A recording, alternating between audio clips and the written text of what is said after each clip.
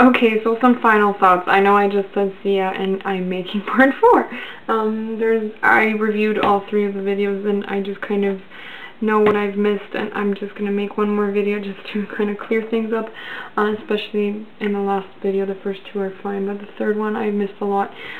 Basically, I just want to say that the whole entire trick to this diet I was on and why I found it so successful was because when you're counting calories, you can pretty much eat whatever the hell you want.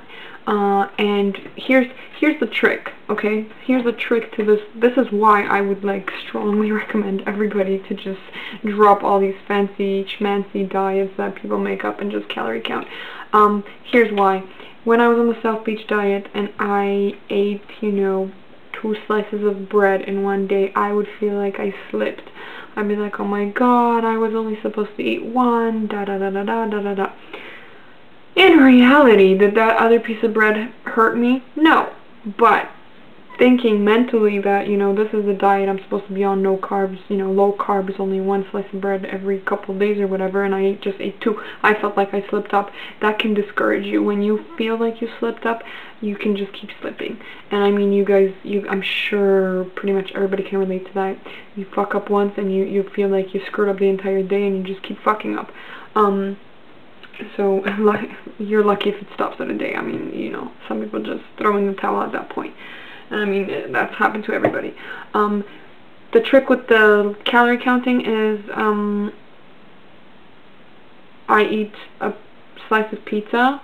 I didn't feel like I slipped. Why? Because I account for it. That is a huge, huge plus to this diet. The only time that you know you've slipped is if you go over calories massively. You know, like, even if I, you know, if I had a day, like, I slipped or whatever, let's say I was supposed to be eating 1,500 calories and I ate, like, 1,900 that day, I still know I didn't gain, because my maintenance is at 2,100, so if I go over 2,100, then I might be concerned, but really, do you get what I'm saying? I think you guys get what I'm saying. Somebody else will ask me about, like, oh, what did you eat? I pretty much ate everything I liked. I pretty much ate everything. I would have a piece of cake every so often. I would have ice cream almost on a daily basis. It's just the other trick is also portion control. When I would have ice cream, I would not have, you know, 2 cups of ice cream and spoon it out of the freaking, you know, carton. I would take a measuring cup, and here's the other thing. I measured everything. I had measuring spoons, I had measuring cups. I know I'm crazy. But it works. It honestly works, guys. It works. You put a little bit of effort in, and it does pay off. So I would just have half a cup of ice cream. Half a cup of ice cream would be like 120 calories. Fitday.com, 120 calories down. I got, you know, whatever, 1,300 more to go. So this is why I found this diet so successful, and this is why I was able to stick to it. Plus, once you get past the initial couple weeks of, like, cutting your calories to a certain point, your body gets used to that intake, and you're not as hungry anymore. Granted, yeah, in the beginning I was hungry. There were still some days where I was like, oh crap, I'm hungry. And in those days, just, you know, you just eat a little bit more, but you just don't go over your maintenance calories. Because then if you go over your maintenance calories, you start gaining.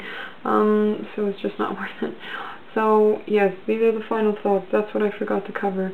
So this is part 4. This time I'm going for real. It looks like it's going to rain. Again, thank you for being patient. Again, if you have any questions, comment right down there. Just please comment actually questions. Unless they're really long, then you can message me. Because then I will get to them all for sure, because I go through those comments and I answer them as I go, so it would be just so much easier for me. So if you have questions, please comment down here. And yeah, again, thank you. Part 4, and I'm showing you 3. Anyway, I gotta run. I got all this paperwork to do. Oh, and Christina asked me, cut the fat. She asked me what I do for a living. I gotta make a video about that, because I never really told you guys what I do. I actually work for, me and my dad have a demolition company together. Well, it's under his name, but really it's 50% work I put in, 50% he puts in. And I actually, I'll just show you quickly. This is such an aside. Check this out. this is what I do. These are drawings, demolition drawings, for potential jobs and whatnot. And hello. And that's what I do. I estimate jobs. If we get a job, I'm the project coordinator for it, and all that fancy schmancy stuff. And I also do the accounting because it's a small company, so accounting is doable because we only have about 10 employees. So that's what I do. That's the other thing. I work from home. My room is actually just behind that wall. So it's great. I wake up at 8:30 in the morning. Half the time I'm in my pajama or robe. Unless I have to meet clients and stuff, then I have to get dressed and all that. But anyway, yes, that's what I do. That's what I do.